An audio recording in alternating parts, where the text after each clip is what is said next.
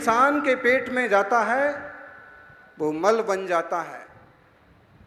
भोजन जो भोगी के पेट में जाता है वो मल बन जाता है।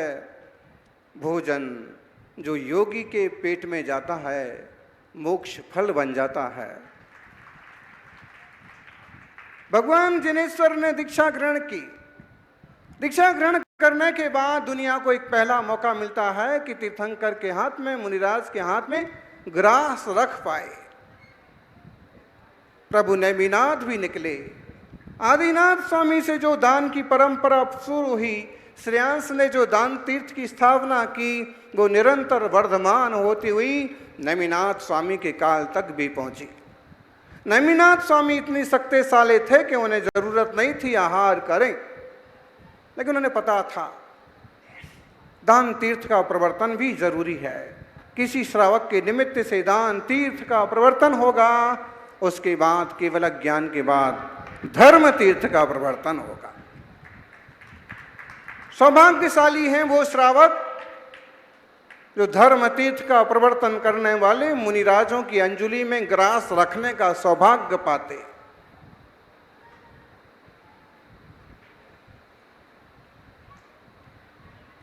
दुनिया में बहुत ढेर तरह के संत होते हैं, साधु होते हैं, लेकिन सबके भोजन का लगभग एक ही तरीका होता है। या तो कोई निमंत्रण से भोजन करके आते हैं या फिर कोई मांग करके लाते हैं और खा लेते हैं। लेकिन दिगंबर मुनिचर्या दुनिया की अद्भुत तपस्या और साधना का प्रतीक है। कहते हैं जब योगी को क्षुधा की वेदना होती है, तपस्या बढ़ानी होती है, तो वह अभिग्रह लेके, मुद्रा लेके आहार को निकल जाता है।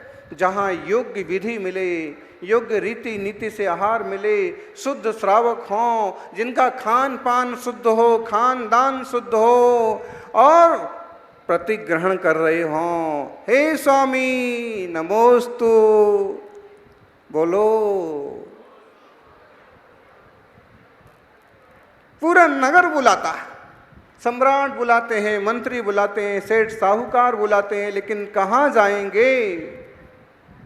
जहाँ योग बनता है वहाँ पड़गाहन हो जाता है। पड़ गए मुज्जत ठाणम पादोदय मच्चणम च पड़मम चा। मण वयण काय शुद्धि रेषण शुद्धि या विधि माहो। नवदा भक्ति होती है, प्रतिग्रहण होता है, उच्च स्थान दिया जाता है। गृह प्रवेश वगैरह तो सामान्य चीजें हैं, शामिल हैं इसी में। प्रतिगय मुच्च स्थानम पादोदक, गंधोदक लेना है, पांव नहीं धोना है। महाराज के पांव मैले हो गए हैं तो धो नहीं, चरण उनके पखारे जाते हैं जिनका चारित्र प्रखर होता है। श्रावक पांव नहीं धोते हैं, पाद प्रक्षालन करते हैं, और जो पाद प्रक्षालन करते हैं उनके पापों का प्रक्षालन हो रहा है। बंडी जी, मुनि महाराज के पांव खूब मैले होंगे। खोड़निया जी, पांव क्यों धोना, आहार क्यों कराना, महाराज बहुत भूखे होंगे। अरे नहीं जी, तीर्थंकर जैसे महापुरुष तो आहार न करें तो भी मोक्ष चले जाएं, बाहुबली तो चले ही गए। लेकिन मुनिराजों के पाद प्रक्षालन से पापों का प्रक्षालन होता है, उनके चरणों के प्रक्षालन से हमारे आचरण का प्रक्षालन होता है, और उनके हाथ में आहार दान देने से क्षुधा वेदना हमेशा के लिए मिट जाती है। मुनिराज भूखे हैं, आहार तो कराओ रे भाई। आज ऐसे भुक्कड़ लोग मिल जाएंगे, गाँव में 25 परिवार हैं, चौका लगा की बारी आती है तो एक दूसरे का मुंह देखते हैं। क्यों? आचरण बिगड़ गया, खान पान शुद्ध नहीं रहा। एक जमाना था, अभी भी हैं कुछ गांव, अभी भी हैं कुछ स्थान ऐसे, मुनिराज चले जाएं तो पूरा गांव में जैसे चौथा काल आ जाता है, घर घर पड़गाहन होता है। लेकिन हो गए, आलसी भी हो गए लोग, एक दूसरे का मुंह देखते हैं। अरे भाई, कल्प वृक्ष हैं मुनिराज तो, महेश जी, मुनिराज तो कल्प वृक्ष हैं। राजा श्रेयांश ने सपना क्या देखा? हमारे घर में कल्प वृक्ष आया है, सुमेरु पर्वत खड़ा है, सूरज उदित हुआ है। मुनिराज तो कल्प वृक्ष हैं, जिस घर आंगन में जाएंगे अंजुलि भर अगर आहार करके आएंगे वहां कल्प वृक्ष उगाएंगे। दूसरे के चौके में घुसपैठ करना बुद्धिमानी नहीं है। बोलो हसमुख जी, आपकी दुकान है, आपकी की कंपनी है, और आपकी कंपनी में आकर के कोई थोड़ा मोड़ा काम करे, झाड़ू वाड़ू लगा जाए, एक आध चीज बेच खरीद ले, उसको कितना फायदा होगा?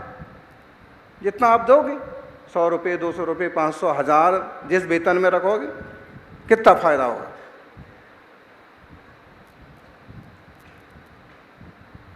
अरे भाई, जिस कंपनी का दुकान का मालिक है, फायदा तो उसे ही होगा ना। लेकिन कोई लोग यहाँ वहाँ से आके दुकान में घुस जाएं, कुछ लेना देना काम करने लग जाएं, तो उसको कितना फायदा होगा? ऐसे ही दूसरे के चौके में घुसने वालों लोगों को समझना। देखो, दूर देश से आए हैं और हम तुरंत व्यवस्था नहीं बिठा सकते हैं, और फिर भावना है और आहार देने जाना, ये अच्छी बात है। अपने परिणाम उसने यहाँ भी बना के रखे। लेकिन आपका घर है और फिर भी दूसरे के घर में जा रहे हो, इसका मतलब है खुद की दुकान तो नहीं चला रहे हो, दूसरी दुकान पर जाके बेगारी कर रहे हो। खुद गृहस्थ को अपने घर में छोटी मोटी सही व्यवस्था बिठा करके मुनियों का पड़गाहन जरूर करना चाहिए।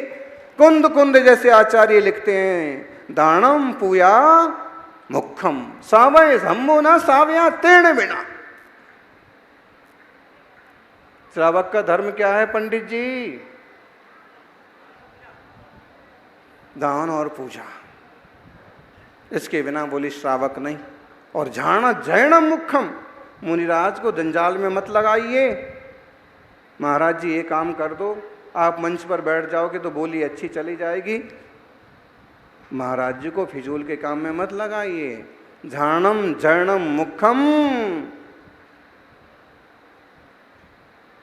ध्यान और धर्म मुनि का मुख्य है। उन्हें धर्म ध्यान और अध्ययन ही करने दो, फिर बाकी जितना धर्मोपदेश दिया, जितना आपकी धार्मिक क्रियाओं में शामिल हो गए, उतना आपका पुण्य, सौभाग्य।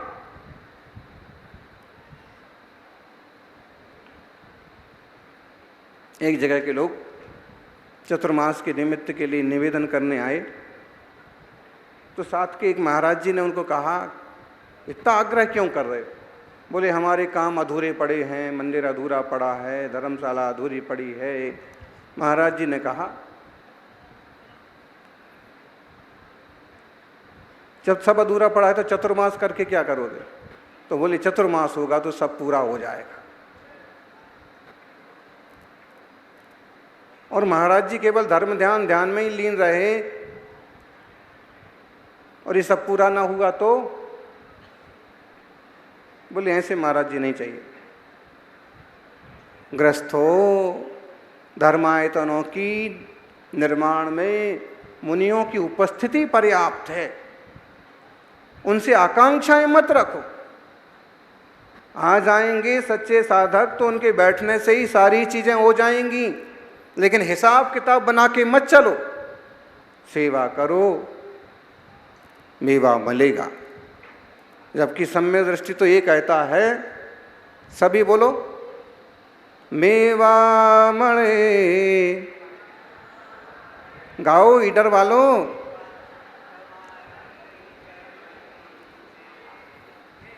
मुक्ति मळे कि ना मळे मन, भक्ति तमारी करवी छे। मेवा मळे कि ना मळे, મને મેવા મળે કે ન મળે, પણ તમારી સેવા કરવી છે। અને મુક્તિ મળે કે ના મળે, પણ ભક્તિ તો કરવી જ છે। लेकिन स्थिति आज की केवी થઈ ગઈ છે। મેવા મળે તો ઠીક, ના મળે તો ભક્તિ કડવી છે। કેવી છે ભક્તિ? ભક્તિ કડવી છે, મીઠી નથી। लोग मेवा को देख के सेवा करते हैं, यानी सेवा करो मेवा आपो आप मिलेगा। तीर्थंकर नेमिनाथ स्वामीनो चरित्र अद्भुत है। हरिवंश पुराणनो स्वाध्याय करो।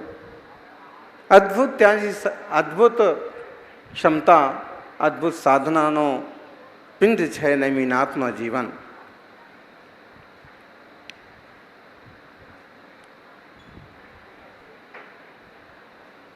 नेमिनाथ 22मा तीर्थंकर गिरनार थी मोक्ष गया अने ईडरगढ़ पर अतिशयकारी जिन बिंब प्रकट थया।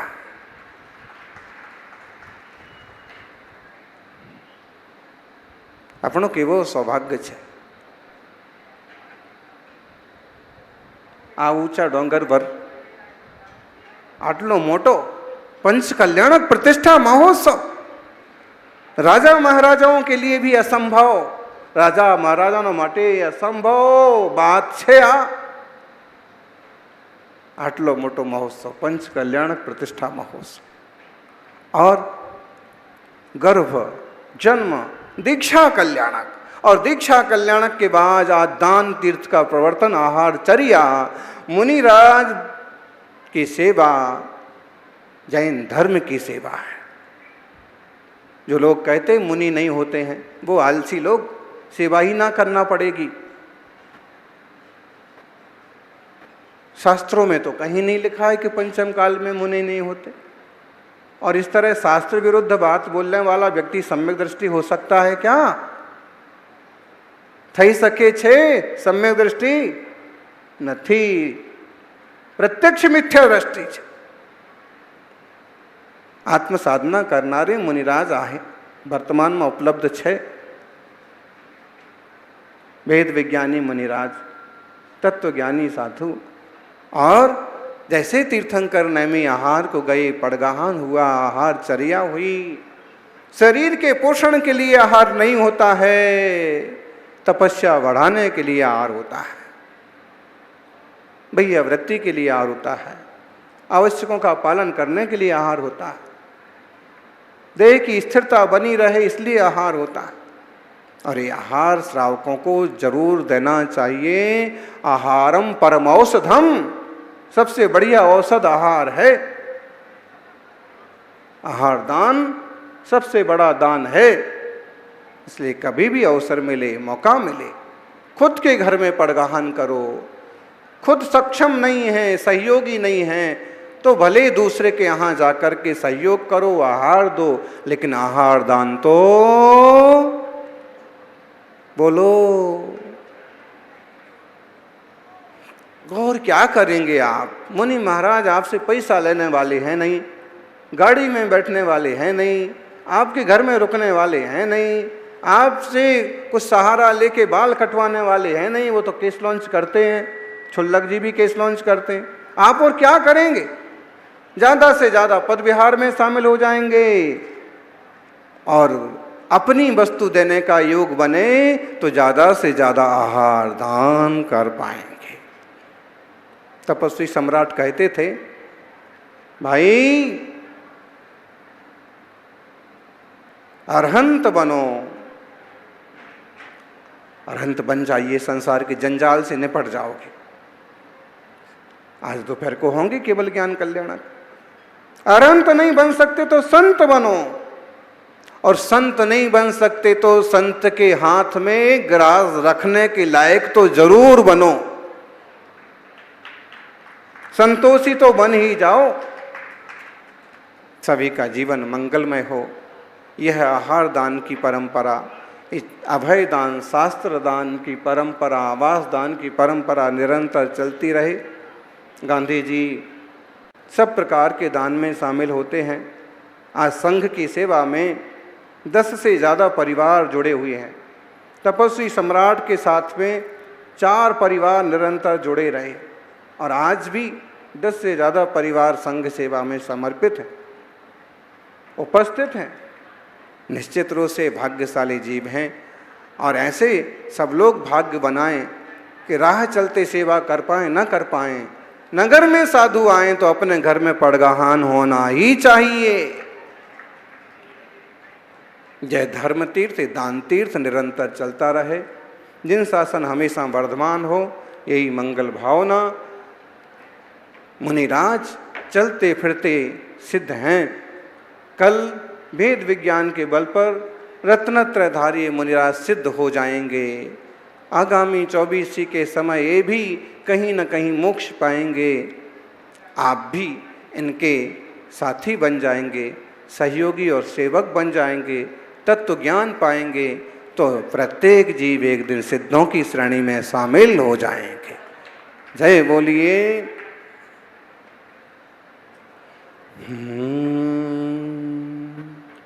देखो, अब आप कहोगे आहार लेते तो हैं नहीं और कहते हैं कि देना चाहिए।